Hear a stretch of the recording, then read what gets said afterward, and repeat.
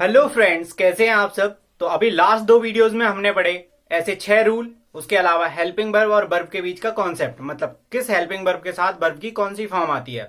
अब इस वीडियो में हम डिस्कस करेंगे कंबाइन करके दोनों रूल्स का प्रॉपर यूज कैसे करेंगे, हम बोलते समय या फिर लिखते समय कैसे उसे प्रॉपरली यूज करें जिससे हमारी मिस्टेक ना हो।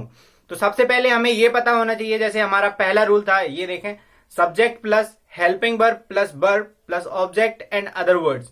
तो मतलब ये रूल था। तो इसमें हम सबसे पहले जैसे हिंदी में कोई सेंटेंस दिया गया है तो उसमें कैसे पहचानेंगे कि इसमें सब्जेक्ट कौन सा है। मतलब हमें इंग्लिश तो बनानी आती है कि सबसे पहले सब्जेक्ट की बनानी है, उसके बाद हेल्पिंग वर्ब की बनानी है, फिर वर्ब की बनानी है, फिर ऑब्जेक्ट की बनानी है। लेकिन हमें यह भी तो पता होना चाहिए जो हिंदी का सेंटेंस दिया गया है उसमें सब्जेक्ट क्या है, हेल्पिंग वर्ब क्या है, वर्ब क्या है। तो ये सारी चीजें हमें पता होंगी तभी तो हम उसे हिंदी कर पाएंगे, सॉरी हिंदी से इंग्लिश कर पाएंगे। तो जैसे इंग्लिश में ये रूल था, subject plus helping verb plus verb plus object and other words. ऐसे ही हिंदी में अगर देखें तो हिंदी में भी एक नियम होता है जिसके हिसाब से एक सेंटेंस प्रॉपरली लिखा होता है। जैसे कर्ता धन, कर्म धन, क्रिया धन, सहायक क्रिया। मतलब ये हुआ हिंदी के बेस से अगर देखें तो सबसे पहले सब्जेक्ट दिया जाता है, फिर ऑब्जेक्ट दिया जाता है, फिर वर्ब दी जाती है, उसके बाद लास्ट में दिया जाता है हेल्पिंग वर्ब। तो मतलब अब इसी को हमें पहले इंग्लिश करना है, उसके बाद इंग्लिश के कॉन्सेप्ट के हिसाब से रखना है। इंग्लिश का कॉन्सेप्ट क्या कहता है, सबसे पहले सब्जेक्ट को रखो, फिर हेल्पिंग वर्ब को रखो, फिर वर्ब को रखो, फिर ऑब्जेक्ट को रखो एंड अदर वर्ड्स को। तो अब हमें पहचानने के लिए कैसे, मतलब हम ऐसा क्या करें कि जिससे हम हर एक वर्ड को आसानी से पहचान सकें कि मतलब एक सेंटेंस में सब्जेक्ट क्या है, वर्ब क्या है, हेल्पिंग वर्ब क्या है, ऑब्जेक्ट क्या है, ये सारी चीजें हम कैसे पहचानेंगे। तो अगर देखें तो मोस्टली इन मोस्ट केसेस अधिकतर ऐसा होता है कि कोई भी सेंटेंस जब हम बोलते हैं तो उसमें मुंह से निकलने वाला या फिर लिखने में जो पहला शब्द होता है वही क्या होता है, हमारा सब्जेक्ट होता है। तो जुबान से निकलने वाला पहला शब्द हमारा अक्सर सब्जेक्ट होता है। तो ये हमेशा के लिए नहीं बोल रहा हूं, लेकिन अक्सर क्या होता है, सब्जेक्ट ही होता है। इसके बाद काम तुम आसानी से समझ सकते हो, ऐसे वर्ड्स जो हमें किसी एक्शन के बारे में बताएं, मतलब किसी काम के बारे में बताएं, जैसे खाना पीना, जाना, खेलना, ये सारे काम है। तो वर्ब तो आसानी से समझते हो ना। Verb are those words that shows movement और एक्शन, ऐसे कह सकते हैं, या फिर action words are called verb.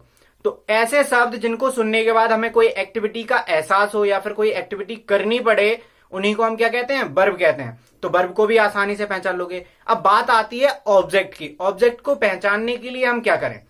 तो ऑब्जेक्ट दो तरीके से पहचाना जा सकता है। ऑब्जेक्ट सबसे पहले तो दो टाइप के होते हैं, एक होता है डायरेक्ट ऑब्जेक्ट, एक होता है इनडायरेक्ट ऑब्जेक्ट। तो डायरेक्ट ऑब्जेक्ट को पहचानने के लिए हम सीधा सीधा वर्ब से पहले क्या लगा दें तो हमें आंसर मिल जाएगा डायरेक्ट ऑब्जेक्ट। जैसे एग्जांपल लिया मैंने, मैं खाना खा रहा हूं, मैं खाना खा रहा हूं। तो इसमें खा रहा क्या है, वर्ब है।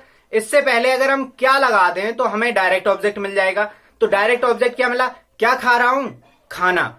जैसे मैंने कहा मैं क्रिकेट खेल रहा हूं, तो अभी मैं अगर इसमें खेल रहा के पहले क्या लगा दूं तो हमें आंसर मिलेगा क्या खेल रहा हूं, क्रिकेट। तो यहां पे ऑब्जेक्ट क्या हो गया, क्रिकेट। लेकिन ये कौन से ऑब्जेक्ट हैं, डायरेक्ट ऑब्जेक्ट। इसी के साथ हम आगे बढ़ते हैं और समझते हैं इनडायरेक्ट ऑब्जेक्ट क्या होता है। तो जनरली किसको लगाकर, क्रिया से पहले किसको लगाकर, मतलब इंग्लिश में हुम लगाकर अगर क्वेश्चन पूछे तो हमें मिलने वाला आंसर इनडायरेक्ट ऑब्जेक्ट मिलता है। अगर देखा जाए तो इनडायरेक्ट ऑब्जेक्ट जनरली कोई पर्सन होता है। क्या होता है, पर्सन।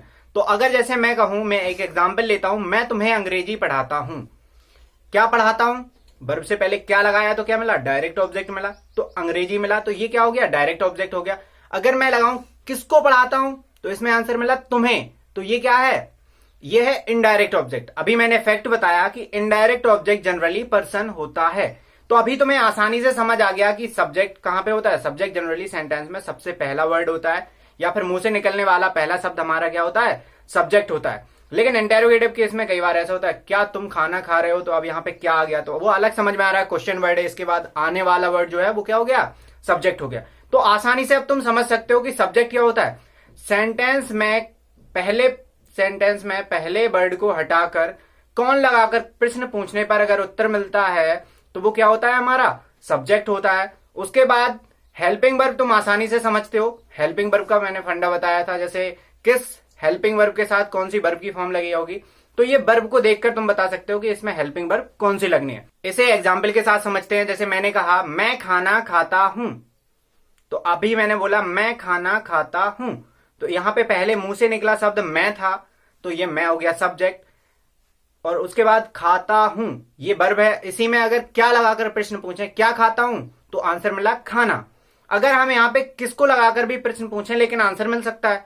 किसको खाता हूं, खाना खाता हूं, खाने को खाता हूं। लेकिन याद रहे मैंने अभी एक फैक्ट बताया था, किसको लगाने पर जो आंसर मिलता है वो जनरली पर्सन होता है। इनडायरेक्ट ऑब्जेक्ट तो होता है लेकिन साथ साथ में वो कोई पर्सन होता है। तो इससे तुम्हें आसानी से समझ में आ गया होगा कि क्या लगाकर ही आंसर मिलेगा यहां पे, क्योंकि खाना कोई पर्सन नहीं है इसलिए ये इनडायरेक्ट ऑब्जेक्ट नहीं हो सकता। तो समझ में आ गया। तो आई ईट फूड ये इसका आंसर हुआ। ऐसे ही हम दूसरा एग्जाम्पल लेते हैं, क्या तुम बाजार जा रहे हो। तो अब भाई क्या क्वेश्चन वर्ड है, ये तो तुम्हें आसानी से समझ में आ रहा होगा, और इसका आंसर हम हाँ या ना में दे सकते हैं। तो इसे हम किससे बनाएंगे, इंटेरोगेटिव रूल से। जा रहे हो, रहा रही रहे ये तो कंटिन्यूअस में होता है, और ये रहे हो प्रेजेंट का है, तो ये कैसे बनेगा, are you going to market. अब मान लो एक क्वेश्चन वर्ड लेते हैं, तुम बाजार कब जाते हो, तुम बाजार कब जाते हो। अगर इसे हम बनाए तो सबसे पहले इसमें क्वेश्चन वर्ड आ गया कब, और क्वेश्चन वर्ड वाला रूल क्या कहता है, सबसे पहले क्वेश्चन वर्ड की बनाओ उसके बाद हेल्पिंग वर्ब की बनाओ।